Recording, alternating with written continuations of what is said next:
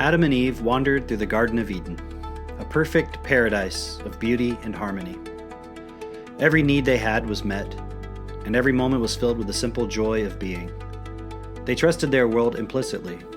Though trust was not a concept they understood, they had no reason to question it. God had created all of this, and to them, the garden was as natural as their own existence. One day, as they walked hand in hand beneath the boughs of ancient trees, God spoke to them. His voice, as gentle and commanding as ever, called them to the center of the garden, where a single tree stood apart. Its fruit shimmered in the sunlight, radiant and inviting. "My children," God said, "you may eat from any tree in the garden, but not this one. You must not eat its fruit. I ask this not because the fruit is harmful, but to teach you trust. You must trust me always, even when you do not understand. This is the only reason I forbid it. Trust in me."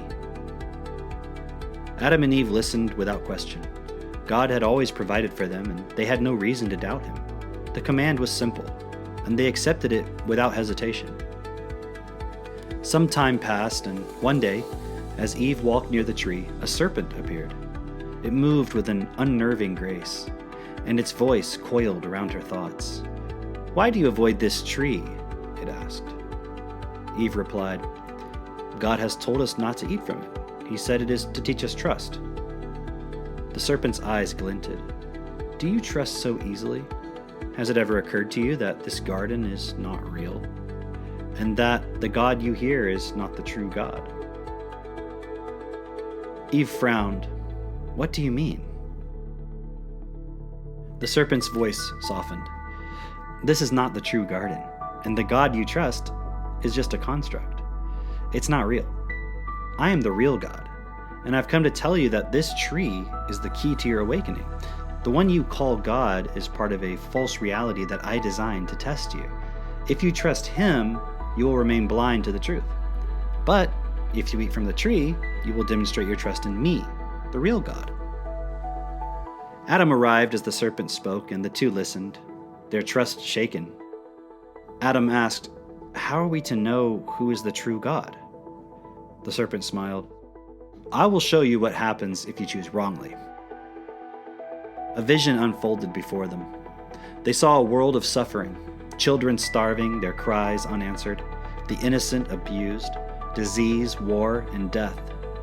They saw themselves cast out of the garden, toiling in despair. The serpent's voice returned.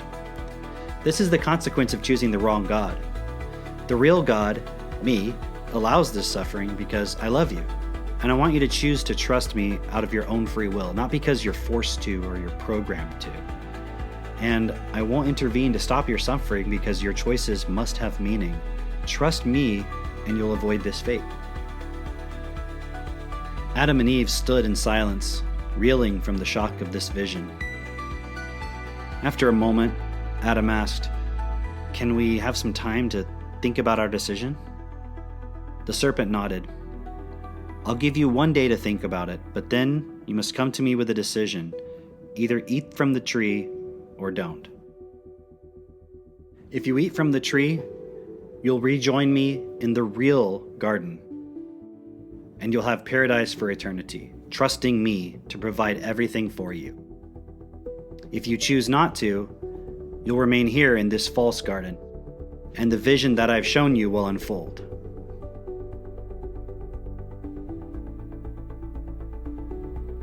Adam and Eve spent the day in deep discussion.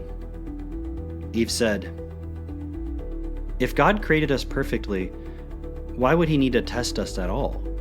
Why not give us the understanding to make the right choice from the start?" Adam added, "And if we cannot reason correctly because we are not as wise as God, how can we trust any decision we make? Perhaps trusting him is all we can do." Eve countered, "But which him? The serpent says he is the real God, and he also asks for trust. If the wrong trust leads to suffering, how can we know?" The next morning, they brought their concerns to God. He listened patiently and then spoke. "Trust me, the serpent seeks to deceive you, If you do not trust me, you will face suffering." God then gave them a vision identical to the one the serpent had shown, a world of starvation, pain, and despair. This is what will happen if you choose wrongly. Trust me, and you will avoid this. Adam and Eve were left to decide. Their thoughts circled around in their minds. Is it trust if we have no way to know the truth? Is it even fair for the real God to place us in such a position?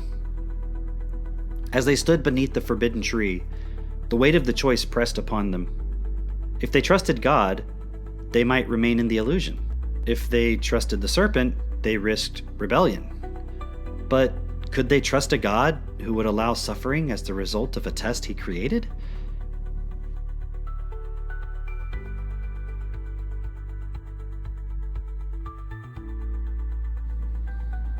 Now, dear reader, if you were Adam or Eve, standing beneath the tree, what would you choose? Would you trust the voice you've always known, even if it might lead you astray? Or would you risk defiance, hoping it leads to truth? And if you were the real God, what would you want them to choose? Blind obedience to an authority they cannot verify? Or the courage to seek and question, even at the cost of error? Perhaps there is something missing in all of this. Do we as humans have the capacity to look at our world with clarity, to be truly honest with ourselves and make choices that honor what is best for all? Or is the only path to trust in something beyond ourselves? How can we know when the God we trust is the real God? Does the answer lie in the outcomes of what we create in His name? If trust is our only compass, how can we discern whether an outcome truly originates from God or is merely claimed to be? Can such trust be exploited? What if trust in God has brought the world into its current state, and we use that same trust to avoid taking responsibility for changing it? Consider this: everyone, regardless of their religion, claims to trust God. Religious teachings insist that true trust requires acknowledging our flaws and our inability to live up to the divine perfection God represents. Yet, paradoxically, it is those who reject trust in God, those who decide for themselves, often deemed evil by the standards of faith, who shape the world. They create the systems that shape the minds of our children born into this world. And those who claim to trust in God, who advocate absolute faith, are complicit in this system. They trust, they wait, and they relinquish responsibility. In fact, the belief in a highest authority as God is the false God. The only true God that can ever exist is all beings acting as one, as equals, with no acceptance of anything as superior or inferior. Yes, this truth can feel unsettling. It can feel like we are on our own, and that is frightening. But it is this fear that drives us to trust in a God outside of ourselves, perpetuating the very systems we decry. Even those who seem to reject the idea of God, the atheists, they still participate in and perpetuate systems based on inequality. Their trust is in the system, the universe, evolution, anything but themselves as life, as one and equal in all. To change, we must develop the trust within ourselves to take responsibility for creation as ourselves. This does not mean turning to self-interest. It means cultivating the self-trust to always act in a way that is best for all. I would suggest that this is the true spirit of trusting God, not as an external authority, but the collective responsibility of life itself lived through each of us. We have misunderstood trust, handing it to a false God that can never exist, because inequality, implied by the very notion of God, is an illusion. Inequality can never stand eternally. The only way forward is to take responsibility for ourselves together as equals. So, what do you choose?